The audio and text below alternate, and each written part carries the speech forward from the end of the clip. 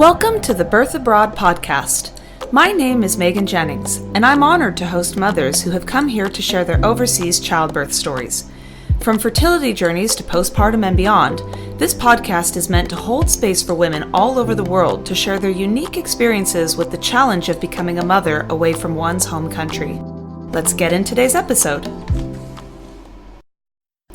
Hey everybody, and welcome to the Birth Abroad podcast. I just wanted to thank you all for stopping by and checking this show out. It's something that's sort of been on my heart for a while because of my own experience of becoming a first-time mom and a second-time mom in a foreign country. It really posed a lot of challenges, especially with having my first child, that I wish I had a show like this that I could have listened to other people's experiences and been able to prepare myself a little bit more for what was to come, especially when it came to postpartum life abroad. I really had a difficult time after having my first child, and I think a lot of it was because of the fact that I was going through this enormous life change away from my home and my family and, in a foreign country where people spoke a different language. And there's just so many variables that come with becoming a mom abroad. And I mean, this goes for people who have lived in a country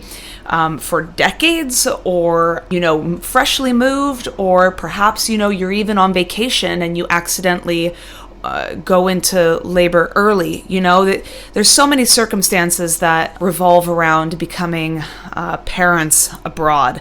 So I really wanted to create this space for women to come to share their stories, not just birth stories, but fertility journeys. And I mean, you might not even live abroad. You may be one of the mothers or couples who have decided to seek fertility treatments abroad. I do know that that's a growing field. I know that a lot of women, or I should say couples really, travel to places like Prague and elsewhere to seek fertility treatments that are quite more affordable than they are back in the States. But postpartum life and pregnancy journeys and childbirth stories and just maternity care in general, there are so many ways that it varies from country to country.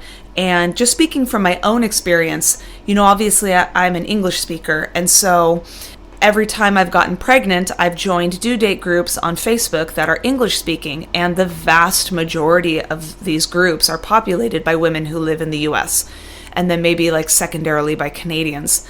And that was kind of tricky because my pregnancies were they all took place here in Sweden, and our prenatal care is so different from what goes on in the States. And so it can be tricky and confusing to navigate. So I thought it would be nice to create a podcast like this, because I have not found one out on the market yet, for women to come and share their stories, where they come from, what country they were in when they went through their journey, and the trials and tribulations that come with it.